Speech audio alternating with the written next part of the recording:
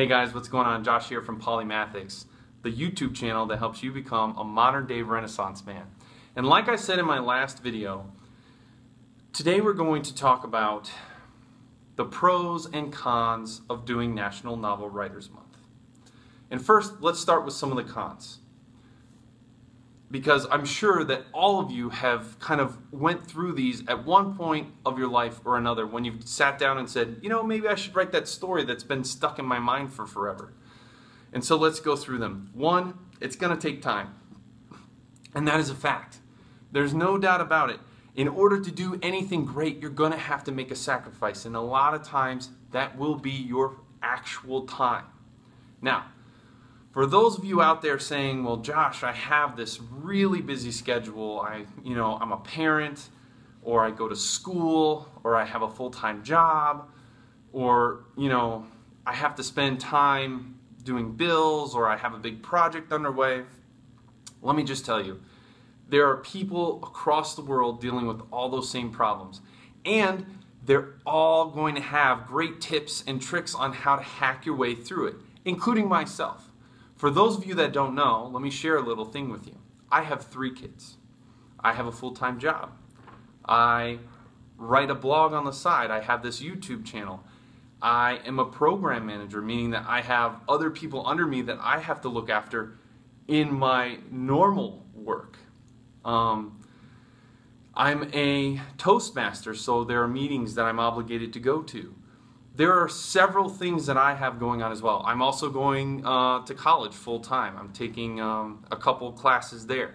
So I totally understand what you mean when you say that time is critical. But I promise you that when your feet's to the fire, it's just going to make you want to write more and write faster. That it seems counterintuitive, but it has the opposite effect. When your feet's to the fire and you've made that pledge that you're going to do National Novel Writers Month and all your friends know and you've started writing those first few words, you don't want to leave your story out there hanging, right? And it'll push you through. And you'll learn something about yourself that you never thought was there. The other con is that it's going to be stressful, right? Everything in life is stressful. Good things and bad things. Having a relationship is stressful. Having kids is stressful. Having a job is stressful. Having a cheeseburger is stressful when you have to go and run or lift weights afterwards. The point is, no matter what in life, there's some sort of stress involved. The thing is, if this is your dream, if this is what you want to do, then don't let it go. Go after it. Jump after it. Attack it. And, just like with any relationship, accept the good with the bad. There will be a little bit of stress, but I promise you, as you go through that, you're going to learn more about yourself, you're going to learn more about your story, and you're going to build a relationship that no one else will ever be able to understand.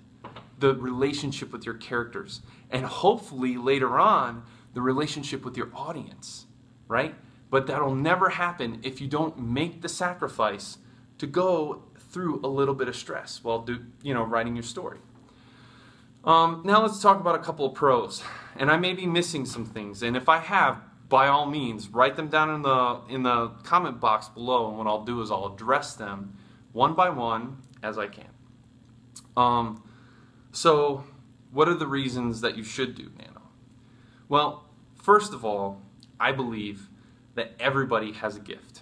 That's part of the reason that I started this Polymathic YouTube channel in the first place.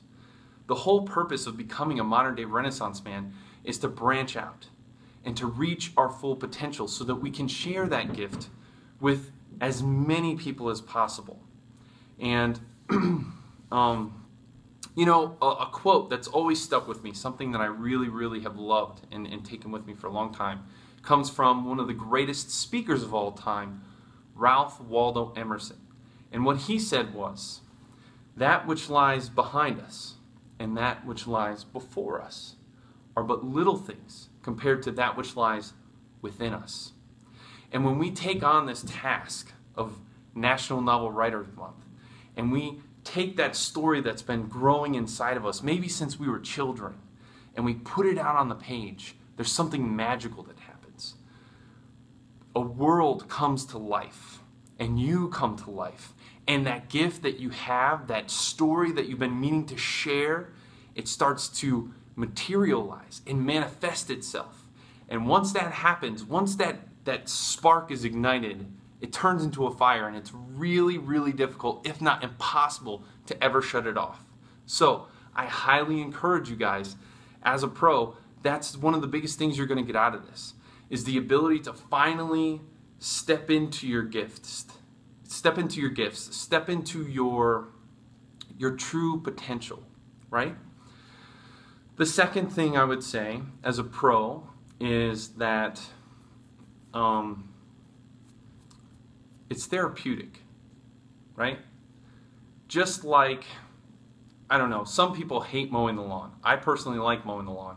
It's like mindless work. I get to, kind of walk around, not thinking, and just I'm fully outside, fully engaged with nature. And it's very therapeutic for me. I'm just, going in lines back and forth. Well, writing is the same way. Some people like to, what's the word? I have a friend at work who she likes to sew. Some people like to knit. Some people like to do art. Other people like to write. I'm also one of those people, because especially like once you get into the zone and the muse has really entered into the room and you've become one with it, there's no stopping the amazingness that can happen when you're in that zone, right? And you just feel so good.